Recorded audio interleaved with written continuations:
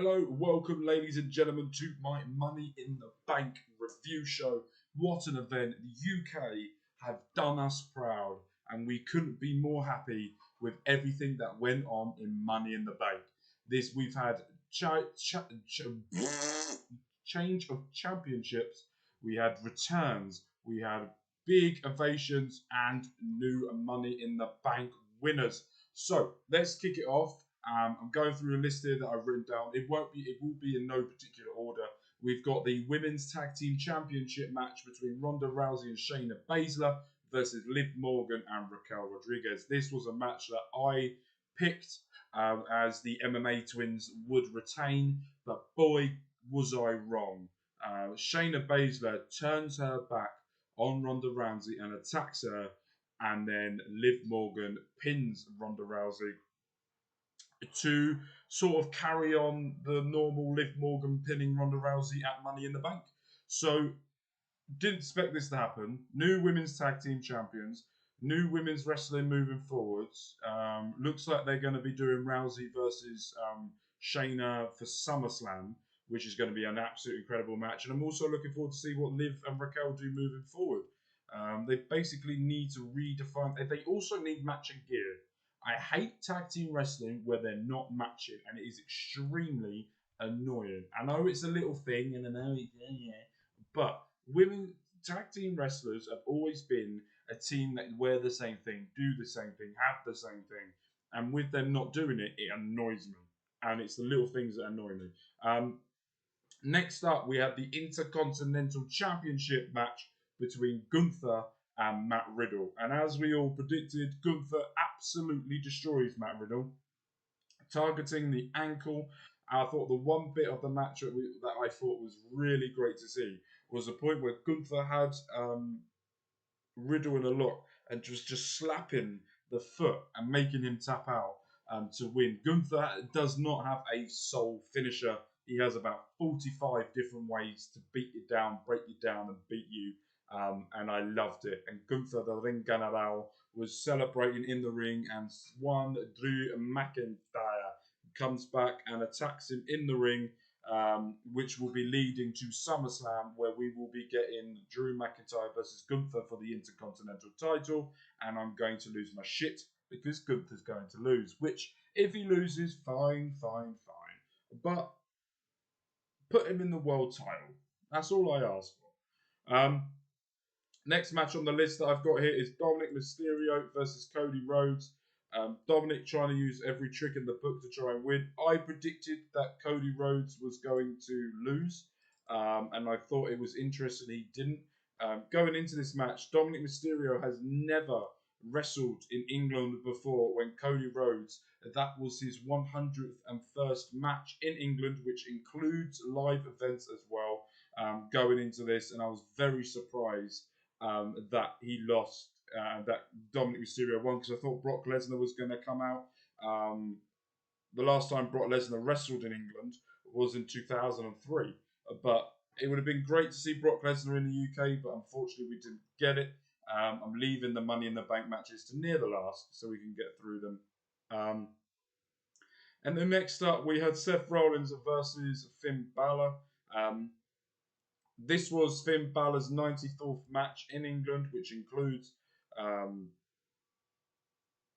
house shows as well. So remember that all these matches include house shows as they are matches. So it was, and he does have a 66 win percentage after winning at 1,050 matches in England.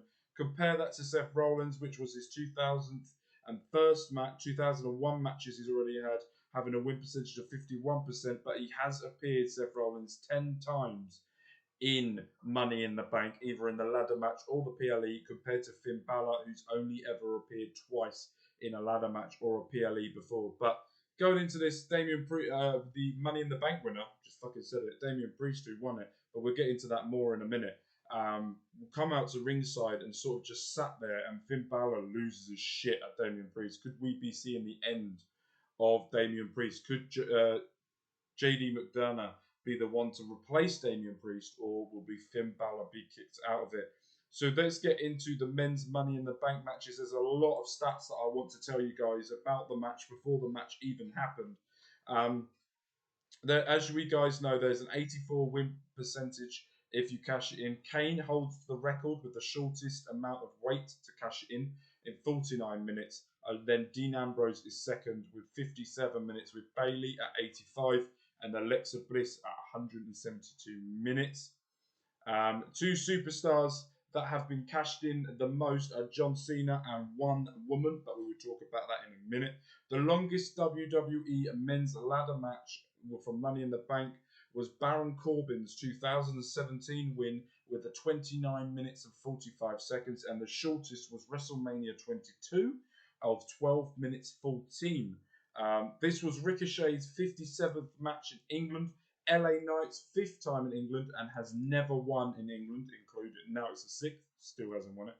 Nakamura has wrestled in England for 43 times, Damian Priest 13, Santos Escobar wrestled in England 3, and Butch, or Pete Dunne, this was his 530th match going into his 530th English match that he's done in England. And with Damian Priest winning, he's won 13 times and he wrestled for WWE and Ring of Honor. And I thought it was really good. I was really upset because I was on the, Chris Parrish's Twitch. I was really upset that Damian Priest never, the LA Knight didn't win it. I really wanted him to win it, but storyline wise, I think this is good. And as Triple H said afterwards on the press conference show, that as he said, and I quote, "Great things come to those who wait." So there must be plans there for LA Knight moving forward. Very happy with that. Hopefully he gets a bit more of the rub moving forward. But I'm just hoping LA Knight, they don't try and kill his momentum that he's on at the moment.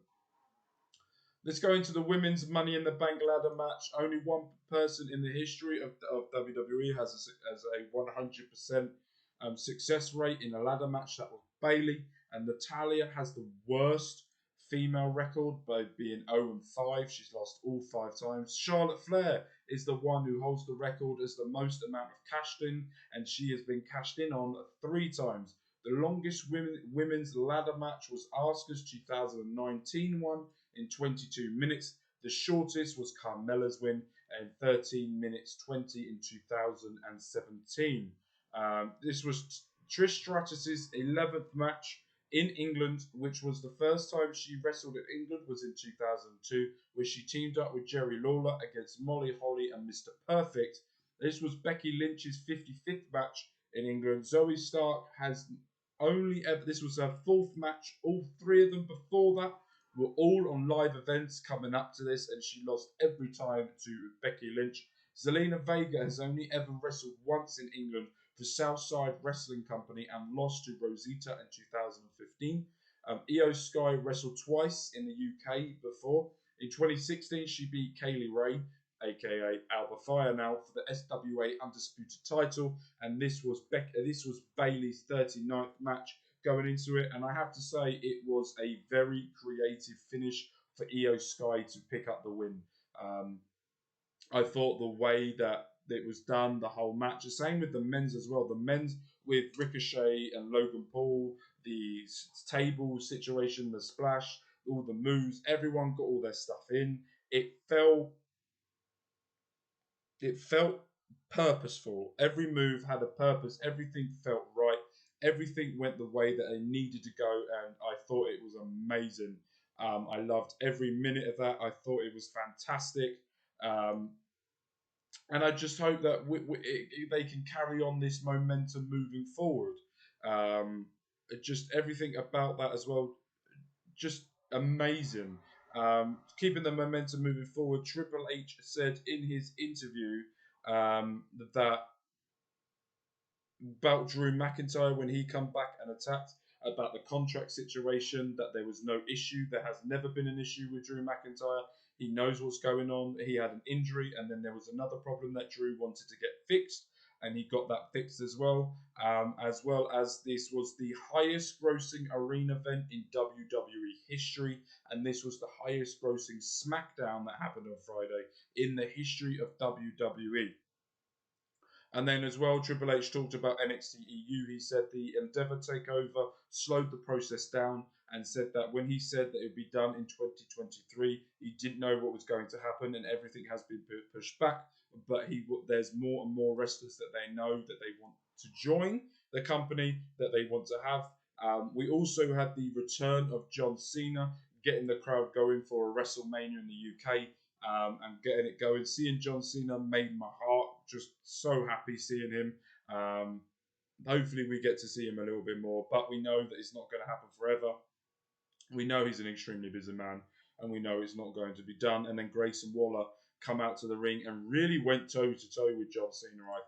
I thought Grayson Waller did a great way of doing it, beating him down, gets the attitude adjusted, and then walks away. But I reckon that will be something we will see in the future as well, that I'm looking forward to as well. So going into the main event, we had the Bloodline, Roman Reigns and Solo Sikoa versus Jimmy and Jey Uso in Civil War. This was Roman Reigns' 8th time being on the Money in the Bank match or pay-per-view. In total, he has wrestled in his career 1,359 matches, and he has a win percentage of 73.1%.